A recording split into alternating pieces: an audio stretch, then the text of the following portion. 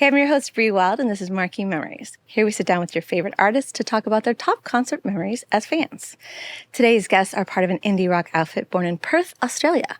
They're here playing shows to promote their newest album, If It Makes Sense. Kieran and Caleb of Spacey Jane, welcome. Hello. Hi, thanks for having us.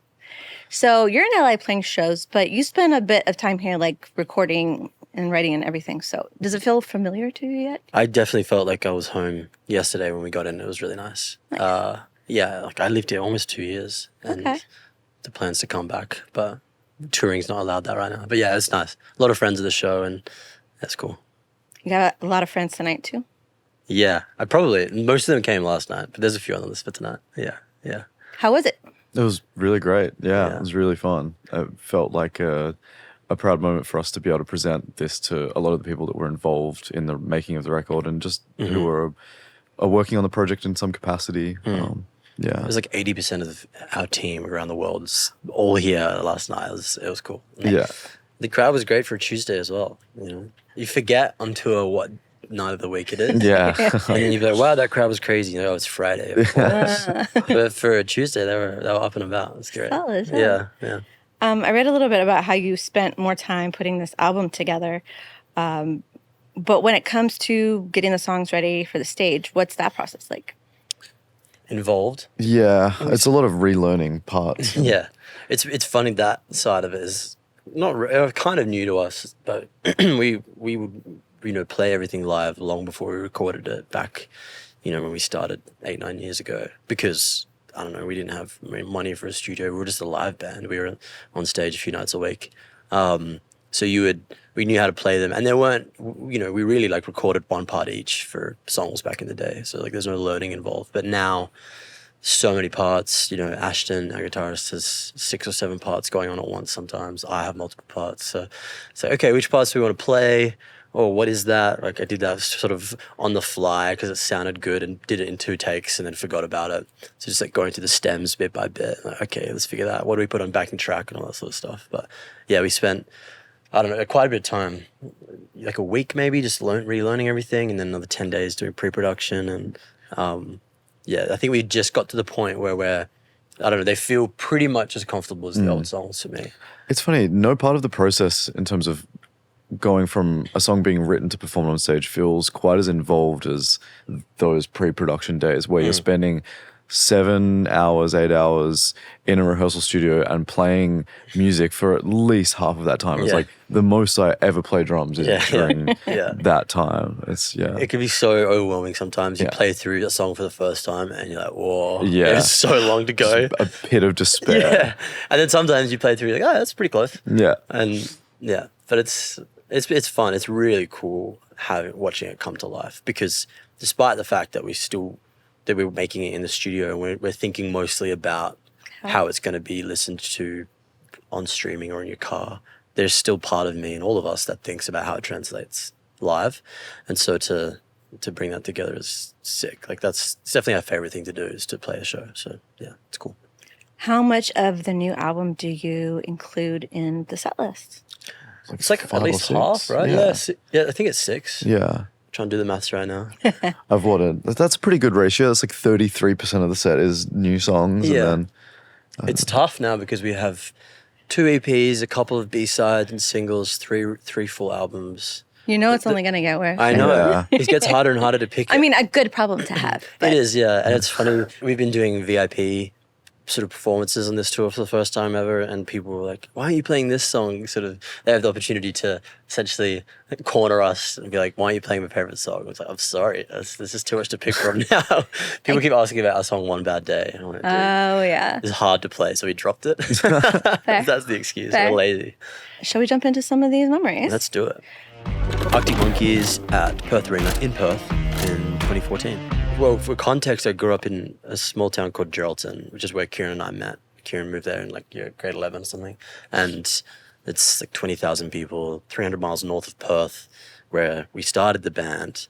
Arctic Monkeys were a huge influence to me, sort of from 15, 16, 17, and beyond that as well, but especially when I was getting into making music. And that was my first ever real concert in Perth. I was 17. It was on the AM tour. I walked out, just got to our seats as they started the set with "Do I Want to Know," and it's funny I don't have like strong, specific memories from the show, but it was the most inspiring, overwhelming thing I'd seen to that point.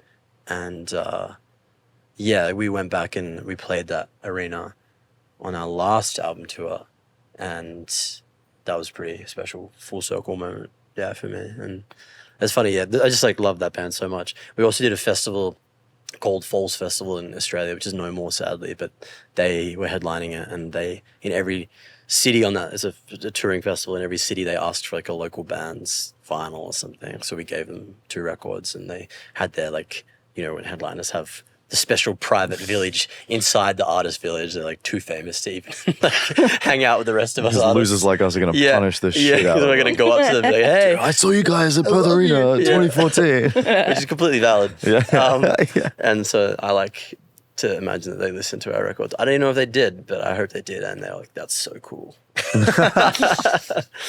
It's funny. Like, I remember at Lollapalooza, we did that in 23. And it was the first time realizing that artists, like when you're really famous, you have like another section. Yeah. Because it's Billie Eilish, and I was like, why? Like, come on, man. Like, it's backstage. But then it's funny, when she walks to stage, it was like hundreds of people flocking her walkway. I was like, I get it. Inside the artist area. Because like, you can bring people back. You're like, yeah, this person's my costume person. All right, they just have a AAA for the festival. And you're not supposed to be there. And there's like people walking up to artists, taking photos and stuff like that. So. VVIP. Yeah. VVIP. Well, that's the other thing about, I'm getting tangential, but there's platinum like VIP packages you can buy to US festivals that don't exist in Australia, where artists can't even get. We couldn't even get in. There were so many times where it's like I'm like used a to just the lanyard $10,000 ticket. Yeah, you're like, what? it's This crazy. doesn't get me in. Like, you got to pay the big. Well, bucks. can't you buy your way into the artist compound at Coachella? Is that a thing? I don't know. Probably. Probably for like Like a thousands really, of really dollars. crazy, like the really big ticket item is like That's so funny. because it roll in like meet and greets and stuff or something. I don't know. I haven't been. I would like to go. I want to go really badly, actually. I want to go when we play. But, Yeah. someone drives me around. Who did you go with? I went with my high school girlfriend at the time. She actually, her brother was a massive Arctic Monkeys fan. Him and I used to bond over that. I don't know if she really liked the concert that much. She was probably like, it's too loud. We saw a few concerts together that first year. I was like, I went to college for engineering and finance. I didn't do anything musical because I was not just like, you're not doing music, do something serious. I was like, okay.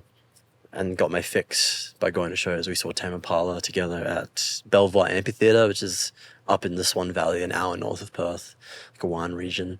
Yeah, that's good. Funny times.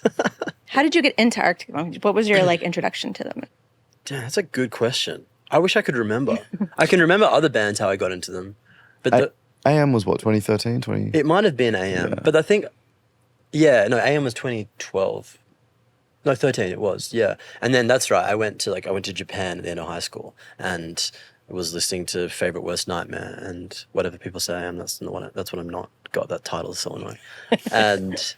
But a very good album. And just that's all I listened to. It's funny, I remember that. I don't do it as much, but like I used to, when you're younger, you obsess over albums. Like I would just listen to it 4 or 5 times a day. That's all I listened to. And yeah, I just was hooked, so hooked. I really got into their first record as well, and I remember trying to play along and watching drum covers of that from that album and just completely fucking it up. Yeah, but yeah, he's so good. yeah, it was really good. It's funny, and the same as what Alex does. Like he is doing mostly doing lead on guitar and singing, and reminds us of a band called Psychedelic Palm Crumpets from Perth, who are an amazing band. Jack's sort of similar, and they're a big Arctic Monkeys fan, where he's just like riffing, like you just crazy as shit. They're obscene musicians. Yeah, crazy musos, and singing the melodies at the same time. I've tried to do that before, like certain songs. It's like, nah, dude, I can't. Too hard. I can't hack it. I'm not That good kind enough of guitarist. multitasking. Even Do I Want to Know is like the vocal rhythm and the melody versus what he's playing on guitar. It just doesn't make sense. Yeah, he's very talented. Kind of like, I don't think people often, maybe people do, but like they don't realize how good he is at guitar. And that's what makes it so great in a lot of ways for me. Yeah. That was such an understated album. That's kind of what broke them here, right? AM. I think so. Yeah, I think you so. guys would speak I to that more. But that's when they became like an arena band. Yeah. Because they've been doing like they're so big in Australia and the UK forever, sort of thing. But yeah, that was the era where like he just sort of stepped into wearing suits and like, putting on that sort of like swagger. You know, it went from being this understated thing to being this very like, look at me, I'm like a sex symbol. That's when he started slicking back his hair, right? Yes, absolutely. And then he sort of like found that look and like kept it. Yeah. That's works. like now like a 15-year-old look, I feel, but it's amazing. Yeah. Did you live 300 miles from that venue then? I just moved down to Perth. Okay. Yeah, so it was like my first show. It's funny that was the first show because Ashton, our guitarist I spoke about before, he's kind of the reason we all started going to gigs in Perth because he was really he just wanted to see live music, and there was a really great scene in Perth at the time. Mojo's the venue that we came up in for the most part. Like there were shows 4 or 5 nights a week, and he started this sort of collective of people. It was a group chat, like a Facebook group chat originally, and he would just like post the gig we were going to, and like everyone get on the bus, catch the bus from college where we were living, go there, and just see like whatever, often garbage, often amazing.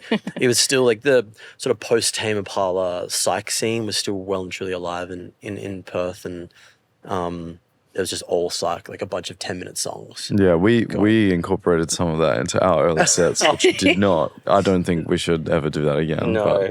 I mean, you gotta try it, I guess. It's so interesting how influenced you are by the scene, though. That's something that I think is like almost dead in most parts of the world because of, I don't know, whatever it is. Like COVID's a big part of it, you know, venues shutting down, and then music became, not that it wasn't before, but something that's made in isolation in your bedroom.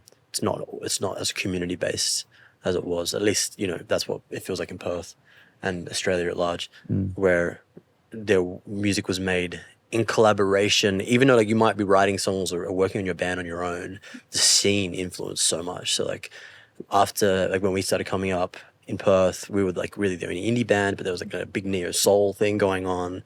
So there was like you find little traces of that. Like a band called Demon Days were doing that, and then they had sort of 4 or 5 bands that would spin off from that like did the same sort of thing. And it's just really interesting how that happens. And obviously that's, you know, it's like Seattle grunge or whatever. Like there's 1,000 examples of how certain tiny locations have birthed like global music sort of, I don't know, phenomena or whatever. And like I think like Tame Impala in Perth, like it's like a psych resurgence out of Perth. It's so crazy to me.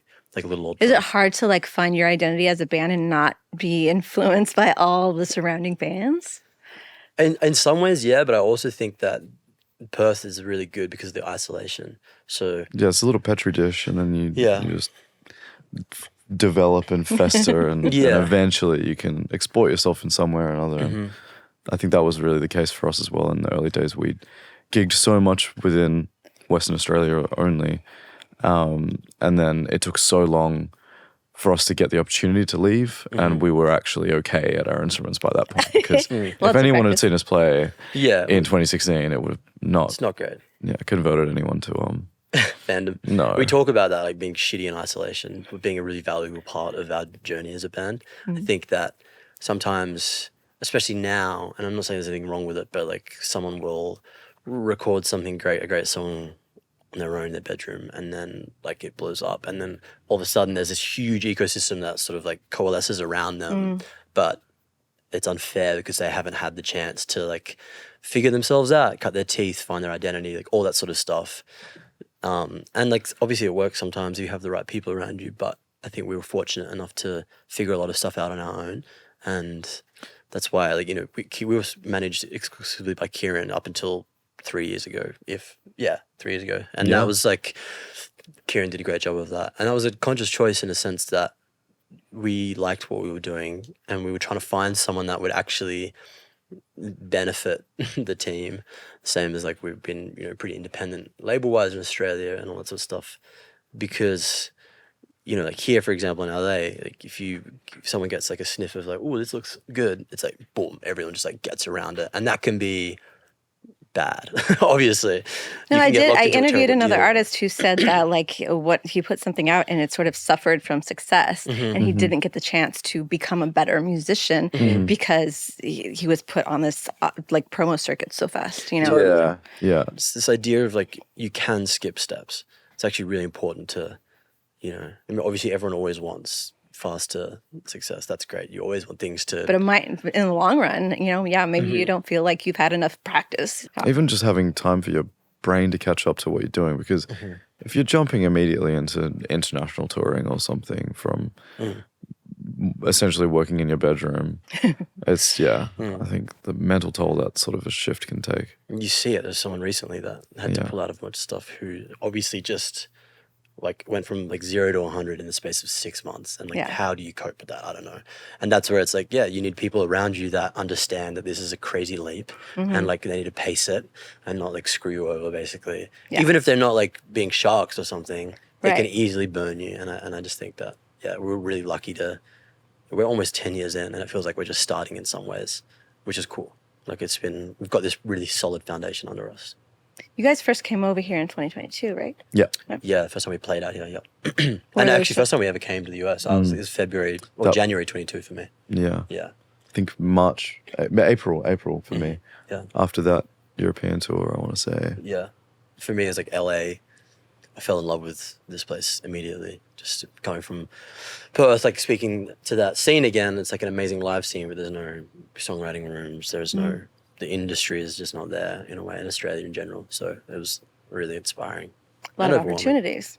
Yeah, it's cool. Let's go to The Strokes at Splendor in the Grass in Byron, 2016. A shared experience for us. Yeah, we were both, 19, 20? 19, we were both 19. Went to our first music festival together, I suppose. No, we'd been to, GTM? Doesn't matter. Yeah. We travelled to Melbourne. We basically did a boys' trip or something Yeah, between the two of us. It was awesome. Staying in like hostels and Yeah. getting super drunk on shit wine Yeah. and then flew up to Sydney and drove from Sydney to Byron, which is like a 9-hour trip. Yeah. Listening to the same 2 CDs, which was Not a God Infinity by King Gizzard and Aha Shake Heartbreak by Kings of Leon Yeah. with our mate Nate. And Amelia was there as well. Amelia was there as well, Our yeah. First bass player, Amelia. And we stayed off site at Splendor in the Grass. Mullumbimby. Yeah, Mullumbimby Rugby Club. Yeah, which is where Iggy Azalea is from, for those who Yeah. want to know. Wow. So Walk weird. a mile in these Louis Vuittons we Yeah. did. We literally tried to walk back one night. Yeah. I'm It was the first night the buses, it's like fuck, a bus it was a system. mess, It bro. broke down, so people were waiting 4 hours. And we were like 40 Ks, 20 miles from Alcom or something. yeah. Well, that's And walking, we dude. were just drunk and And other I things. remember I got so hungry. We were like walking past an avocado farm. Like a farm stand. Yeah, and We I were- just took one we and were ate eating it with the skin avocados. on. that was an interesting experience. But we were 19, and that's the sort of shit that Yeah. you do when you're 19, I suppose. So what is Splendor in the Grass like? Well, it's no longer a thing, but It's it so was sad. such a seminal. It always feels like a classic. Like if you're a fan of if you're a fan of indie music or live events in Australia, it's such a seminal coming of age experience to Yeah. go to a 3-day camping festival. Where in all likelihood, one of the days it's going to piss down with rain. Yeah. And you're going to have a really shitty time and get super sick afterwards, but it's just this shared like Yeah. Rite of passage. rolling around in the mud There kind was of like a thing. And- meningococcal outbreak on the second last one because they called it Splendor in the mud because it rained so much. People were like in 2 feet of mud walking around. But it was so beautiful, Yeah. and they always got the craziest lineups, and I don't know. That's But yeah, we saw the Strokes. I was on way too much acid, and I had this memory of. I remember feeling like we're in like warring factions in the crowd, and people walking through the middle were a river. And our friend James, remember? What's Yeah. yeah. He was holding me from behind, being like, "You're okay, you're okay." And I was just like, I had not listened to the Strokes before then, really, in any serious way, and that set me on this pathway of just like listening to Is This It? Like with Arctic Monkeys every day, over and over and over again, riding my bike to work. It's all I could listen to. But yeah, he just like Julian Casablancas is funny because it feels like he doesn't care sometimes, but I think he does. He was so funny. Like he was like we were sitting at the the artist compound, and these girls came up to me and they asked for a photo. And I looked down on myself and I was in my pajamas and I just went, no. And then anyway, as they were walking away, they said, play Reptilia. They said play Reptilica. Oh, well, I thought that remember. because then he goes, so here it is, Reptilica. It was so sick. I was like, oh, and everyone's losing I their like they minds. weren't going to fucking play that song. Yeah. you know? Pretending like they just stuck it back. So they said play Reptilica. Yeah, the girls. Yeah, I remember. I thought it was fucking hilarious. So funny. Yeah, the not caring thing. So much just swag. So much You swag. know, I remember that show slightly differently. It was incredible, but I remember getting so pissed off that they came out like 40 minutes late. Was it that late? It was so late. So I just don't remember. And I was times just, the concept that I was struck to getting me. fucking grumpier and grumpier. And then it started and it was like, oh, I don't give a shit anymore. But it's just it's something that I don't have a great tolerance for anymore when it comes to like being shoulder to shoulder with a bunch of drunk dickheads, maybe being one of them as well, Often, and yeah. just like waiting for the thing. Yeah. And everyone's getting antsy and it's like a very, you're like a one giant organism. And it kind of like you match each other's energy in sometimes negative ways, but I just can't imagine going on late. We're like on the minute every show. We've only ever gone on late when there's been a tech issue. I think. Yeah. Sometimes we're down to the wire, but we always come out 9 o'clock on the dot. I got into the venue 15 minutes before we were set to go on stage last night, which I was panicking out of nowhere. Yeah. Hugs Kieran. Were you a fan of the Strokes before seeing them? I mean, I don't know. I feel like when I was in high school, I thought it was really cool to just Google what good music was and then listen to what they told me. So like, Is This It? Is obviously, you know, Pitchfork's greatest indie rock records of all time, like that kind of thing. So I remember I had it like on my fucking iPad. I would take my iPad around and listen to music like through the iPad speaker. Kieran was I like don't know. party DJ. He had an iPad in like this It was ratty really old like fake leather case. super uncool. was super, cool as super well. uncool. And you would rap as It well. was like a fold over case, like a like a dad iPhone Yeah, case yeah. type thing with all the credit cards in the back of it. Like my dad's phone case. yeah, It was insane. Samsung Galaxy. Yeah, phone yeah. case. Yeah, I feel like I was aware of them, but I don't. I feel like I very much relate my fandom to the project in relation to us making music and referencing it and feeling like these are the bands that we feel do a good job of representing rock and roll or indie rock or sort of the things that we would like to try and do ourselves. It's funny because it never became about making music that sounded like them. It's more just like, oh, well, we admire their work, obviously. It's like... There's this funny taboo around referencing 2000s rock bands as a current rock or indie band. It's interesting where people are like, oh yeah, like, you know, our references are, and then they rattle off a bunch of 70s and 80s bands, which is cool if they are, but often, like, I think they're lying. It's like, and there's no shame. Like, we were kids when Aha Shake was out and Is This It? We were like actually like 5 and 6 or whatever when those records are coming out. And same as, you know, I was 12 or something when the first Arctic Monkeys record came out, or no, 9.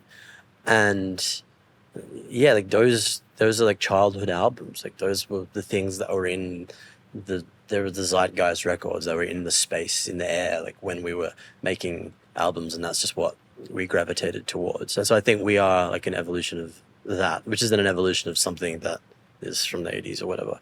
I think people have this like, there's this, I mean, and I don't want to throw shade, because like if you genuinely love and like are inspired by bands from that era, then that totally makes sense. Yeah. But like, there's like people feel like they want to skip the steps and it's not cool to reference 2000s bands or Not something. yet. No, Yeah, it's all yeah. going to come back Yeah. around, totally. Yeah, totally. Yeah. We just need to shed our cultural cringe. Yeah. There's a lot of that. Yeah. Did you see anybody else at the festival? I remember seeing Courtney Barnett. Yeah. That was a amazing. really...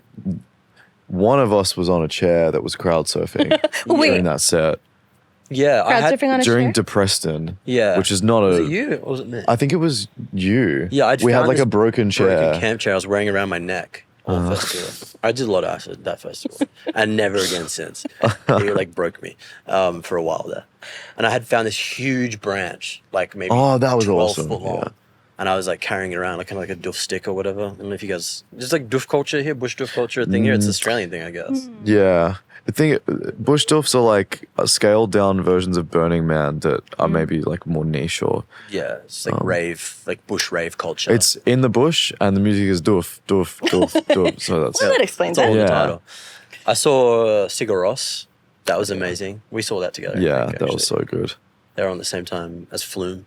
I didn't see. That was like the Flume supremacy era back then. That was like, Yeah. what was like that album? Just after the 2012 record with Holding On it Yeah. and stuff.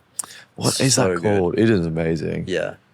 I'm trying to think who else we saw. Didn't the year we played in 2019, we saw The Cure. Yeah. The Cure did a 3-hour set.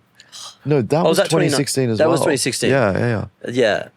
Too long, man. 3 You gotta hours. sort them all out. I can't. I was like trying to sit on the hill for that long. I was like, I'm sorry, probably because of everything I was doing. But 3 hours is a hard set. But it was so cool. They were So does that amazing. mean you're never gonna be a band that plays a 3-hour set? Absolutely not. How is that even physically possible? Yeah. Not to like gas us up, but we like jump around too much to play for 3 hours. That I would have to be so much fitter than I am, which I could get to.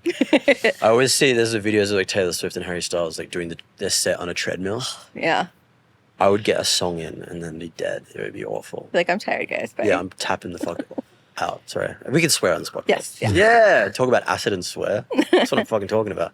But it was just so cool. Like, it's funny watching, there's a couple things at play, but like the Australian dollar, let's talk about global currency, being weaker against the US dollar means it's harder to get American artists out to Australia.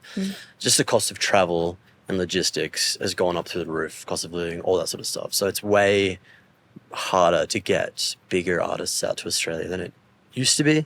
And just, I don't know, like that's kind of the main thing. It's also, it's a classic thing, like when you look at festival lineups, like they had all these bands, but you got to remember, like at the time, Yeah. half of those bands were breaking still or whatever. Like, and that's what a good festival does. It's they like catch all these artists just as they're about to level up. So you look at like 2012 lineups and you're like, that is crazy. They're all headliners now. It's like, well, yeah, because They were whoever booked that had identified, taste. yeah. It's just Yeah. cool to see. Yeah. But yeah, I mean, some of the, you know, it's just like Coldplay on like was the headline Splendor. Like imagining them doing that now, it's just impossible. The headlines get better the further back you go, but the graphic design gets significantly So worse. much worse. All of the like early noughties posters look like shit, man. Yeah, it's true. Like the boom clap era of indie, those are the most egregious posters on festival lineups. You know what I'm talking about? True. If Mumford & Sons is headlining it in 2008, Yeah. you The know it's poster gonna, looks dog it's gonna be a great festival. Terrible Fuck yeah, poster. but terrible poster. Yeah. So you guys did play the festival, though. 2019 we 2019. did. Yeah, we replaced a Canadian artist who couldn't get a visa in time, and they were a DJ, so we played the dance tent at midday when the festival opened. Yeah. But that- people showed up, It was amazing. and it was really good. It was Pepper's second show with us. Yeah. I remember, and Amelia, so as our old bass player, for context, she, like when we met, she was doing undergrad medicine or, you know, something, and she was going into postgrad to become a doctor. And just as she finished undergrad was about to start postgrad, we were like requiring a lot of commitment. We were getting busy, but making $0. So it was this awful sort of in-between time where like you need everyone to have spare time and be willing to just work for nothing. And she made what was a really hard decision for her to pursue medicine. And she's now a doctor and she's doing amazing, far more selfless things than us. That's for sure. Yeah, she came to the festival as well. And her and I don't know, who were we watching? We're watching someone straight after. It was the Beths. Oh yeah, The yeah, Beths yeah. are from New Zealand. And her and I were just sobbing together with our arms around each other, like kind of because we'd been to the 2016 one just as like fans. And it was just like bittersweet, like, you know, devastated that she was leaving, but so happy that we'd like gotten to this point and watching another band. Yeah, that was a really special moment, actually. That was cool. You said Splendor in the Grass is kind of like a like rite of passage. So is it a festival you would go to even if the lineup? I think so. Yeah. Back in the day, yeah. Yeah, destination event, Totally. regardless of who's playing. Yeah. People would. I'm sure people bought tickets before lineups were Yes. released for that Yeah, one as well. So Coachella style, yeah. I love that about some festival cultures that have this strong identity that you know, they become places that people propose to their partners or Totally, yeah. It's the same as there's that, and there's Laneway, which is another touring festival in Australia. Amazing touring they're festival. good. Still up So and running. good. This year's lineup is like nuts, like Chapel Roan, Wolf Alice. sold out in like an hour. Yeah, less than. like really It's, great I wanna go to booking. that. Incredible. I don't know how they got all those artists, but it's great. And it used to be this place called Splendor Park when it was in Fremantle in Perth. And that, it's like a bunch of Norfolk pine trees. The dust would kick up, the sun would come through, and it was Big just Ferris wheel in the big, distance. huge Ferris wheel. It was the most beautiful thing, and we got to play that. It was oh god, it was so good. That was one of my favorite shows ever. Yeah, but it's funny. It used to just be this thing you do. You turn 18 or even 16 for some festivals, and you just go. It doesn't really matter about the lineup because it's such an amazing time. It is just this like Australian and international, but it's a pastime, and I feel like during COVID, because they all went away, when people hit 18, Is that when Splendor in the Grass kind of died out? it came back for like a year, but like 2020. everyone sort of struggled to come back. Yeah. Or came back for 2 years maybe. Yeah. And it's just like people, it's not this, there used to be this education that you just do it. And then all of a sudden it skipped a couple generations or a couple, graduating years of high school. And it sort of just wasn't the thing that you do. And I also think that it's like the rise of algorithmic stuff. People were so used to being catered to really specifically. Like everything you consume is so tailored. So why would I pay $400 or $500 for a festival where like Also- only like 20% of the lineup or whatever? It's People have just less money to Totally. spend in general in Oz Yes. right now. I mean, across the world, but cost of living has Yeah. been a pretty big ticket issue for the last couple of years post-COVID. But it's interesting how like EDM festivals and metal festivals, like genre-specific festivals, still do quite well. Yeah. But it's the stuff that is a little vague in terms of what it's delivering that people are kind of off. Yeah, Was which is it- sad. Was it good for like music discovery too? Like, Yeah. was it good Yes. for checking out new bands? There were really great Yeah. bookers behind it at Secret Sounds, and they always had there was a few steps ahead, I think. There was very good relationships with the folks out here, and yeah. Sad. Hopefully something takes its place. Shall we move ahead to Fontaines DC at the Regent Theatre in LA 2022. The first month that I'd spent in LA, and we'd rented a house, like an Airbnb, up in the hills in Highland Park or Eagle Rock. Like Yeah. a big house with a pool on the hill. Yeah, mid-century modern, like on the Eagle Rock Hill, like looking over the 134. If you go back, wait, is it 134? Yeah, I have no like idea. The top, that one that runs like up around to Pasadena. That was such a good house. It was great. Yeah. It was kind of let's settle into the city and try to figure out how everything works. And I was too scared to drive, so I was Ubering everywhere.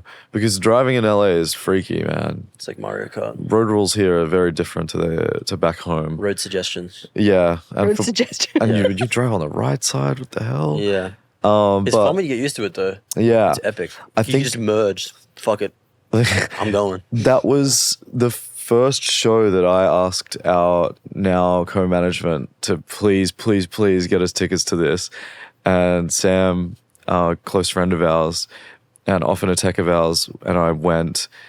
And yeah, it was really one of the first shows I'd been to in the States, full stop. And it was at the Regent, which I guess is like 800, 900 cap in downtown. And Is it really only that big? yeah. And it was on their Skinty Fear tour, which the red album with the deer on it. Yeah. And that's my favorite record of theirs.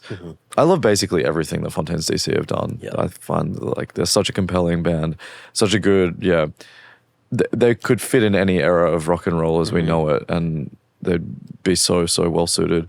But they're just such an insanely captivating live performance. Their front man is, how do you pronounce his name? Grian. Yeah.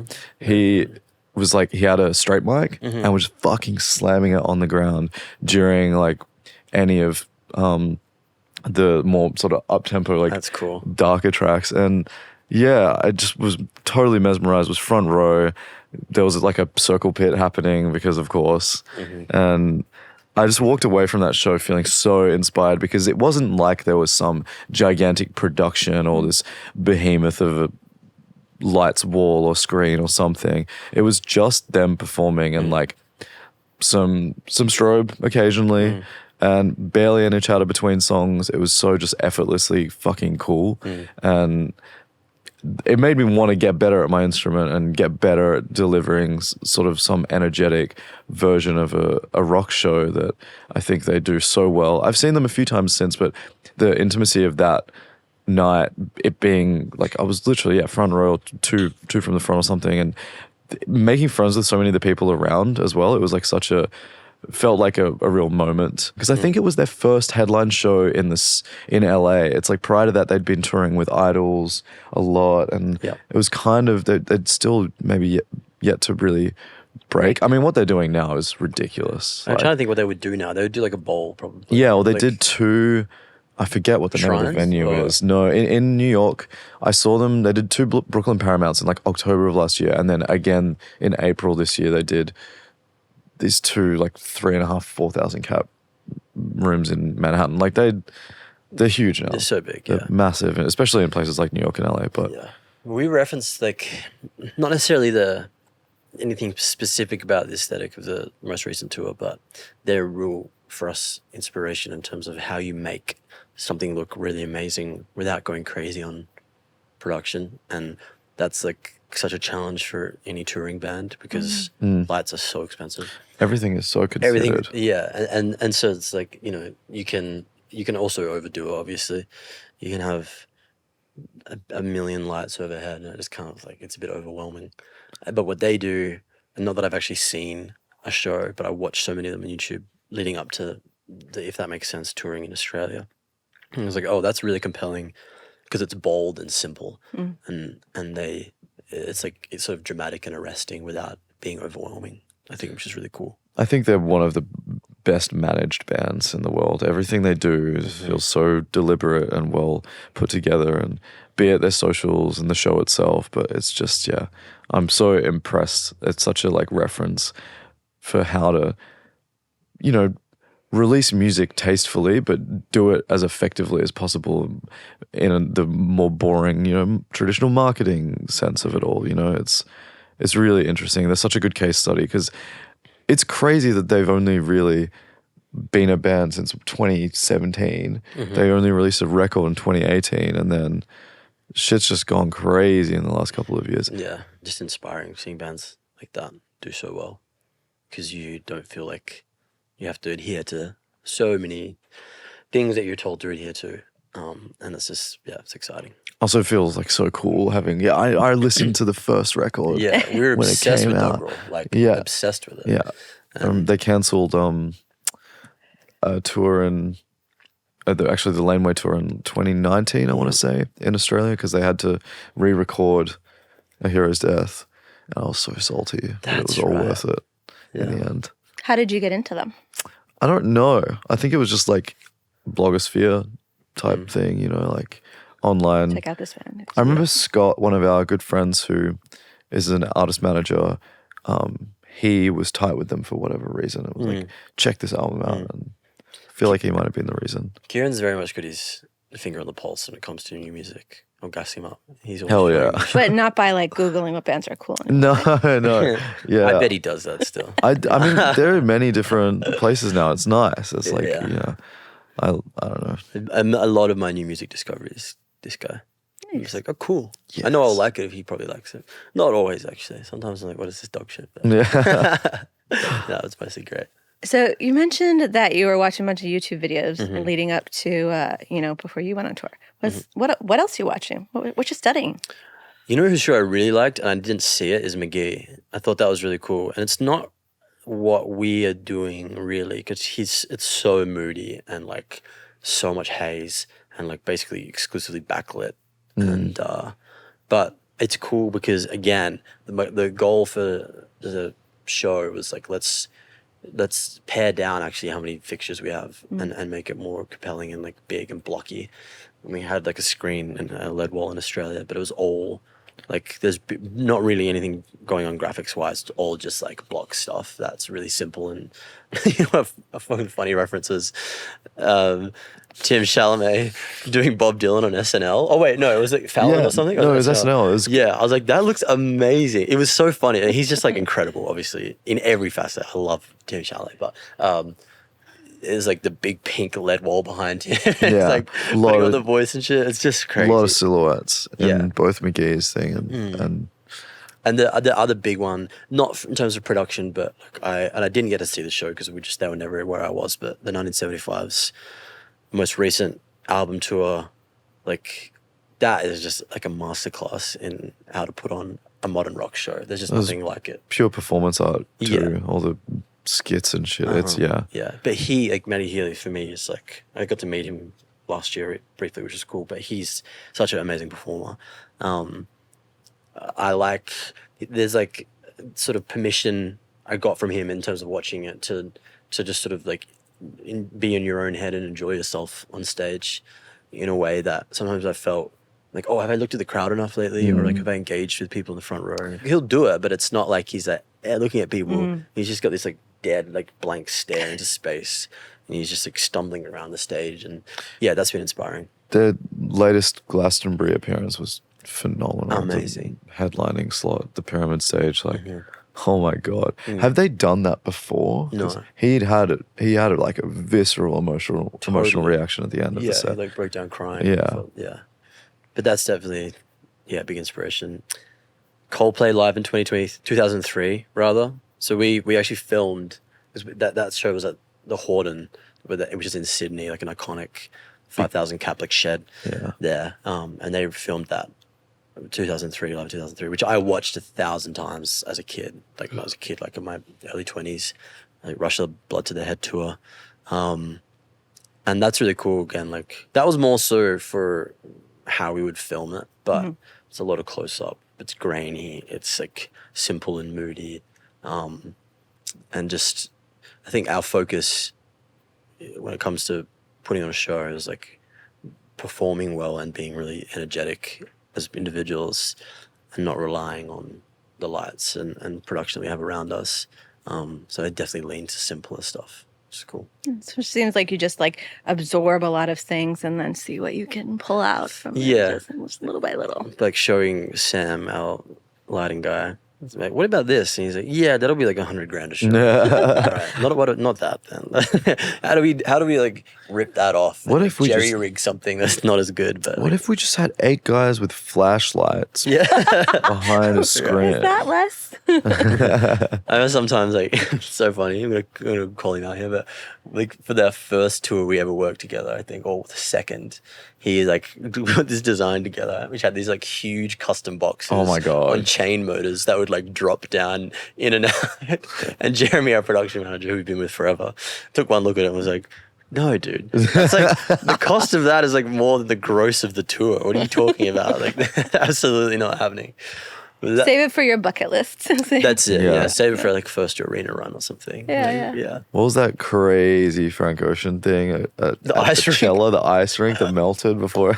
Or didn't he like got it melted down? I have no idea. He like rolled his ankle or something and then played 3 songs. I don't remember the specifics of it, but Fuck, I love Frank Ocean so much. God, he's got to stop with that shit. I love He's it. gotta stop I think with it's it, so good to do that. But you just imagine like Ambition. I love Frank Ocean. I haven't seen him in 10 years or whatever, and I'm paying $600 to see him at Coachella, and he fucking plays 3 songs, dude. I would be livid, and rightly so. That's all I'll say. But I feel like who the fuck also cares like what I think, but Coachella is also one of those, people just go. Yeah, true. totally. But I do Definitely, think, given that was his like only show in 5 years, That's that was true. probably What was his core. the Tame thing, Tame Impala, opposite end of the spectrum, I suppose, where they spent their entire show fee on the production or something. That was the Or more, rumor I going think, around. actually. Yeah, they're like, this is an investment. And I guess they just fucking had like 5 million lasers. That's where they built the famous like The big ring. Yes, which is that like shit this is like, amazing. truss ring that had like 50 or 100 X4s on it. These special lighting rigs, the donut they call it. Yeah, I remember when that happened. It was post Currents, but they were still like coming up. And then when they got announced, people were like, who the fuck is Tame Impala? Yeah. Like obviously they were doing really well, but yeah, all these people are like, why are they headlining this? And now look biggest at- festival. And Look it up. look at him now, yeah. Our friend Sam that we're talking about now works on the show. It's awesome. And it's like a real, because I'm so excited Kevin's to see that show. from Fremantle. It's like a real like Frio crew, which is cool. So what shows do you have planned to go to in the future as a fan? Laneway. I'm trying to get to Laneway Oh, yeah. this year. next year in Melbourne. Do you think we'll make it? Well, it's first mid week to of- late Feb, so it's really up to how long you want to stay. I want to stay. I want to go to that. That's the chapel room. I already told our agent. I was like, hold me some tickets, please. I'm I going love to that. Wolf Alice too. So good. The new album's great. Yes, We're it's such so fans. We actually played, in 2020. Like that was the last festival in Australia pre-COVID. It was in Feb, and they played it that year as well. And I saw them the next morning. They'd gone to the beach, and I like fanned out really hard. But we have some friends like Yaz and stuff that know them. Quite well. I'm trying to get the meet and greet. Yeah, right. Can you guys sign we this? shake your hand. I don't know though. Other than that, I'm not thinking about which shows I'm trying to go to. I'm just thinking about the remaining like 28 shows we have on this tour between now and like November the 2nd. I punish our agents for tickets to shows in New York all the time. I recently had a mission. I went and saw Idols. They did the Pyramid Club like for that movie Caught Stealing. It was like the post-premiere after-party thing. I've never worked so hard to try and get on a guest list in my life. And I did it, and it was awesome. It's like 100 people, right? Yeah, 150. genuinely less than 150 there. The show that over a lot. I'm really excited to see is the Bel Air Lip Bombs, which are the band that's on the road with us right now from Melbourne. They're so good. I must plug them. They have a new record coming out. I've started It's just so good. Like they're about to break. I think like we've been fans and friends for. Actually, we played with them like 2019, years and years ago, and then we sort of like reconnected last year. And it's hard to watch a band when they're the support act on your tour because you can't really get out in the crowd. I've just been doing Kieran it. puts a hoodie on and does it. I did it with Sans hoodie last night and in Was it fun? SF, and it was fine. I'm I too was like, I scared. definitely had to take a few photos, but it's fine. Everyone's super polite. Yeah. We have nice fans. They're super, super lovely. We'll be in Melbourne a bit over summer, and I'm going to go watch as many of their shows as possible. I was like, make sure you're playing shows, please. That's what I'm excited for.